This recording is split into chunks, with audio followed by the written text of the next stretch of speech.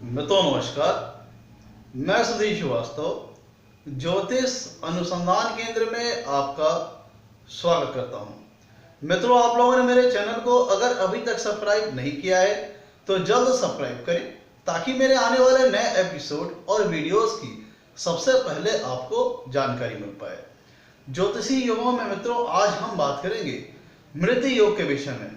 मृत्यु योग, इस योग का उल्लेख फल दीपिका ग्रंथ में मिलता है। यहाँ पर आपको मैं बताना चाहूंगा, जो मृत्यु योग है ये एक अशुभ फल देने वाला योग है। जिन लोगों की कुंडली में मृत्यु योग का निर्माण होता है, कहा जाता है कि ऐसे लोगों का अपने शत्रुओं द्वारा पराजित होते हैं, इनके धन और बल का हरण हो जाता है। ऐसे लोग अनुचित कर्म करने वाले होते हैं। मित्रों ध्यान दीजिएगा, जो मृत्यु योग का जो कुंडली में निर्माण होता है वो उसकी सबसे पहले इसके फल को समझने के लिए हमें इसकी परिभाषा को समझना पड़ेगा, क्योंकि इसके परिभाषा में ही इसका फल निहित है। मृत्यु योग में तो बनता है कि जब कुंडली में तीसरे भाव का स्वामी कुंडली के किसी त्रिक भाव में, त्रिक भाव कौन कौन से हो गए, छठवां भाव, आठवां भाव और 12वां भाव। तो मृत्यु योग का निर्माण तब होता है कि जब कुंडली में तीसरे भाव का स्वामी छठे भाव में चला जाए या आठवें भाव में चला जाए या 12वें भाव में चला जाए। छठवां भाव, आठवां भाव और 12वां भाव त्रिक भाव है, इसे अशुभ भाव माना जाता है। तो एक तीसरा भाव, जिससे तीसरे भाव से किन किन चीजों का हम विचार करते हैं, पराक्रम का विचार करते हैं, हिम्मत का विचार करते हैं, साहस का विचार करते हैं, भाई बहनों का विचार करते हैं, कान और गले का, इन सारी चीजों का विचार हम तीसरे भाव से करते हैं। व्यक्ति के निश्चय में कितनी दृढ़ता होगी, कितना फर्म डिटरमाइंड होगा, इन सब सारी चीजों का विचार हम कुंडली के तीसरे भाव से करते हैं। तीसरा भाव दूसरे भाव से दूसरा है, इसलिए हम धन की स्थिति के लिए भी हम कुंडली के तीसरे भाव को चेक करते हैं, दूसरे भाव के कंफर्मेशन के लिए, क्योंकि भावोद्भाव सिद्धांत के हिसाब से तीसरा भाव दूसरे भाव से दूसरा भाव है, इसलिए तीसरे भाव से हम धन की स्थिति को भी कंफर्म करते हैं। और तीसरे भाव से दूसरा भाव होता है वाणी का, और भावोद्भाव सिद्धांत के हिसाब से दूसरे से दूसरा तीसरा भाव हो गया कम्युनिकेशन स्किल का। तो अगर इन सब से जिन तीसरे भाव के पास, जिसके पास इन सब सारी चीजों का कारकत्व है, सारी चीजों का कारकत्व है, वो अगर त्रिक भाव में अगर चला जाता है तो उसका मतलब यह होता है कि इन सब सारी चीजों को लेकर के जातक को अपने जीवन में संघर्ष करना पड़ सकता है, या इनके अभाव में जातक को रहना पड़ सकता है, या इनसे संबंध विच्छेद हो सकते हैं, या संबंध खराब रह सकते हैं। तीसरे भाई से हम भाई बहनों का विचार करते हैं, तो अगर तीसरे भाव का स्वामी छठे, आठवें या 12वें भाव में चला जाता है तो हो सकता है कि भाई बहन को रोग व्याधि से दिक्कत परेशानियां लगी हो, या फिर भाई बहन के पक्ष से मनमुटाव हो, या भाई बहन के पक्ष से संबंध उतने बढ़िया ना बने, या भाई बहन के से संबंध विच्छेद हो जाए, या भाई बहनों का जो सुख का जातक के जीवन में अभाव हो। ध्यान दीजिएगा, कई सारी पॉसिबिलिटीज हो गई कि हो सकता है भाई बहन के साथ स्वास्थ्य की दिक्कतें हों, या भाई बहनों से अच्छे संबंध ना हो, या फिर भाई बहनों की सुखों का ही अभाव जातक के जीवन में हो।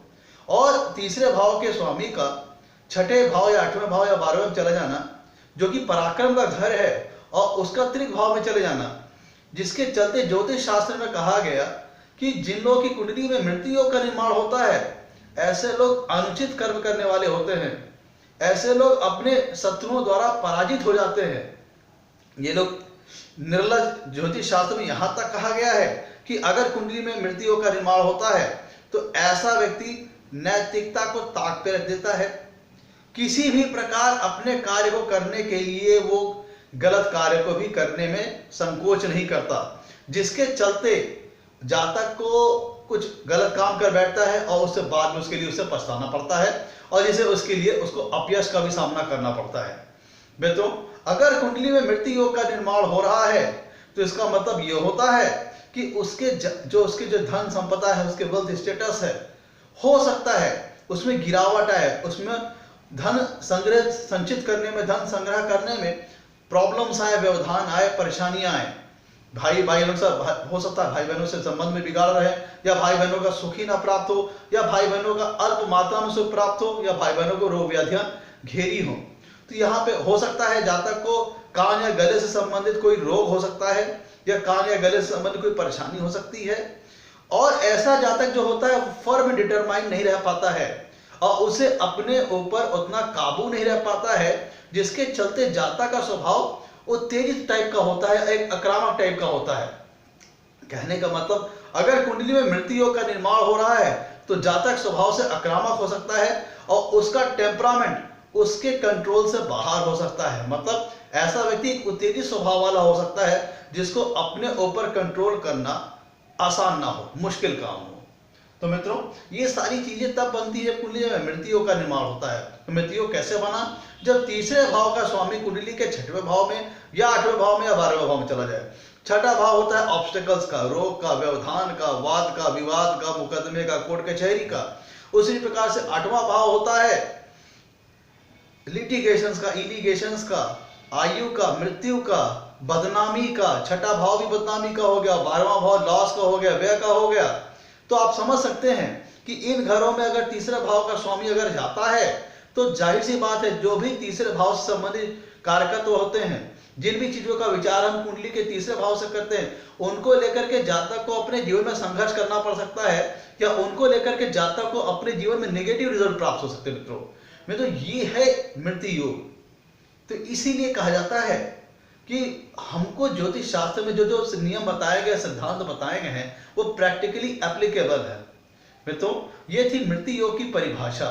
तो अगर मृत्यु योग कुंडली में बन रहा है तो इसका मतलब जातक को अपने निर्णय के ऊपर उतना कॉन्फिडेंस ना हो, उतना फर्म डिटरमाइन ना हो, अपने निर्णय को लेकर के जातक के मन में कंफ्यूजन रहे, बहुत निश्चित ना रह पाए, बहुत संकल्प, उसका संकल्प जो बहुत दृढ़ ना रह पाए, उसके संकल्प जो उसका निश्चय है उसमें उतनी दृढ़ता ना रह पाए अगर कुंडली में मृत्यु योग बन रहा है। तो मित्रों, ये थी मृत्यु योग की परिभाषा। मृत्यु योग बनने पे क्या होता है, और मृत्यु योग अगर कुंडली में बन गया तो जातक शेम, ज्योतिष शास्त्र में तो कहा गया ऐसा जातक शेमलेस होता है जो कि अनुचित कर्म करने वाला होता है, जिसके चलते उसे ऐसी बदनामी या अपयश का सामना करना पड़ता है जिसके लेकर के बाद में उसे पछतावा भी होता है। क्योंकि ऐसे लोग अपने ऊपर जो उनका टेम्परामेंट रहता है, उत्तेजित स्वभाव के होते हैं, अपने टेम्परामेंट को कंट्रोल नहीं कर पाते, और जिसके चलते वो कुछ ऐसा कार्य कर बैठते हैं, उग्रता में, आक्रामकता में कुछ ऐसा कार्य कर बैठते हैं जिसके चलते उल्टा उनका ही नुकसान होता है। मित्रों, तो मित्रों, ये था मृत्यु योग। आज के लिए इतना ही। आपसे कहना, मेरे वीडियो को लाइक करें और मेरे चैनल को सब्सक्राइब करें। आपके लाइक्स और सब्सक्रिप्शन हमें मोटिवेशन प्रदान करते हैं ताकि हम आगे चल करके और अच्छे वीडियो बना करके आपके सामने ला करके प्रस्तुत कर सके। मित्रों, आज के लिए मित्रों इजाजत दीजिए। धन्यवाद।